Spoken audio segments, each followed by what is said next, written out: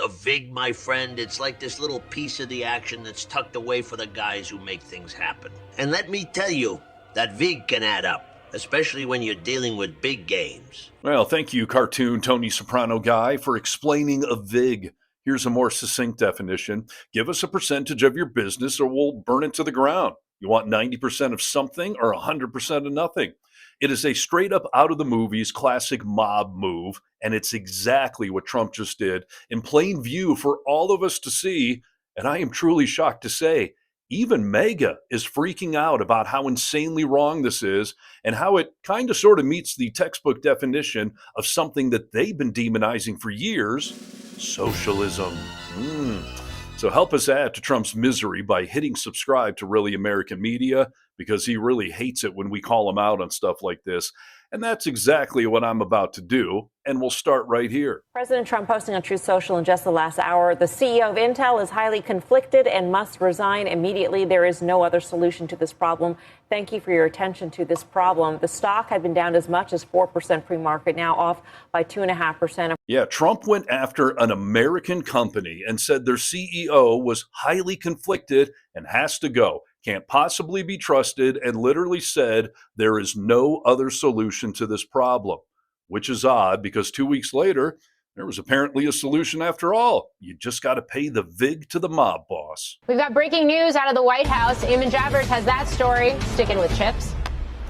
That's right, Morgan. President Trump speaking to reporters in the Oval Office just now, saying that Intel CEO Lip-Bu Tan has agreed to give the United States government 10% of the equity in his company. Yeah, the mob tactics worked. Now, all of a sudden, Trump says that same CEO is highly respected.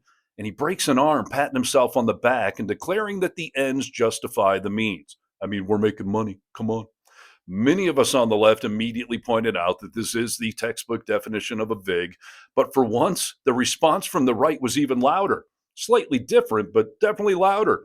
Tweet after tweet has been rolling in over the last 24 hours, calling this socialism, and correctly pointing out that if Obama had done this, MAGA would be calling for his impeachment and probably calling for his head. In fact, Trump has been very outspoken about how opposed he apparently is to this kind of thing, until he wants to do it. We are alarmed by the new calls to adopt socialism in our country. America was founded on liberty and independence, and not government coercion, domination, and control. Yeah, the hypocrisy on this one is off the frickin' charts. I am honestly shocked he thought he could just get away with this. And it's pretty hard to be shocked by Trump anymore. How about the U.S. government owning 10% of Intel? I hate corporate welfare. That's privatization in reverse. We want the government to divest of assets, not buy assets. So terrible. One of the bad ideas that's come out of this White House. I am very, very uncomfortable with that idea. I'm very uncomfortable with that one. Yeah, conservative economist and MAGA talking head Larry Kudlow couldn't help but blurt out his disgust over this government socialism coming from a Republican. But conservative talk radio host Eric Erickson, he was even more blunt about it all. The Commerce Secretary said Tuesday Intel must give the United States government an equity stake in the company in return for CHIPS Act funds. We should get an equity stake for our money, so we'll deliver the money, which was already committed under the Biden administration. We'll get equity in return for it. I'm sorry, but no, this is a terrible, this is socialism. The U.S. government would become the largest shareholder of Intel. This is actual socialism happening by a Republican administration. Yeah, well, he's not wrong. It doesn't get any more Sopranos than telling someone, if you want the money we already promised you, you're going to need to wet our beaks with a little taste. I'm sorry, I don't do a good Jersey accent. Trump has learned a new trick where he just says that any shady shit he wants to do is for national security, since he knows that presidents have a lot of discretion on that topic. But Eric Erickson, he's having none of that.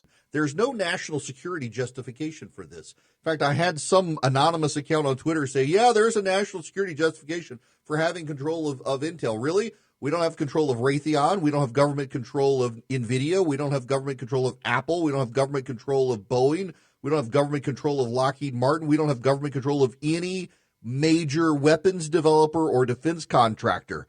but you want 10% control of Intel in exchange for money the government already promised to give them. That's socialism. And now Eric calls out MAGA to their faces and brings up a point that I have been screaming about for months. Hey, Republicans, you just made Trump a king, above the law. What's going to happen when a Democrat wins the White House? You still okay with all of that? You may be comfortable with socialism. You may decide you like socialism because someone from the Trump administration wants socialism. But my God, people, what have we been fighting for the last decade? You want smaller government? This expands it. You want the government not to go woke? Well, what happens when the Democrats get in charge and they become the largest shareholder of Intel? Good luck stopping that from happening. You know there's no such thing as permanence in politics in the United States of America. You're not going to stop a Democrat from one day winning re-election or getting into the White House. Yeah, geez, I am actually starting to appreciate Eric there because he knows the political pendulum swings both ways, and it's going to swing the other way one of these days. And of late, we've been hearing MAGA freak out about Zohran Mamdani in New York City being a socialist, all while Trump just pulled off the wet dream for socialism. All of you people were freaked out about Mamdani in New York City wanting government-run grocery stores and saying the people need to seize the means of production. You can't just be against socialism when the left does it. If you're not against socialism overall, guess what? You're going to get socialism. So if you support socialism, apparently Donald Trump is your guy. He's now becoming a socialist administration. Man, I can just hear mega heads exploding all over the country. Eric is right again. You can't just be against socialism when the left does it, because that would make you a giant stinking hypocrite. So what's a mega sheep to do? Call out your dear leader or bend over and let him have his way with your free market? This is a horrible decision by Howard Lutnick. This is a horrible decision coming from the White House. This is socialism.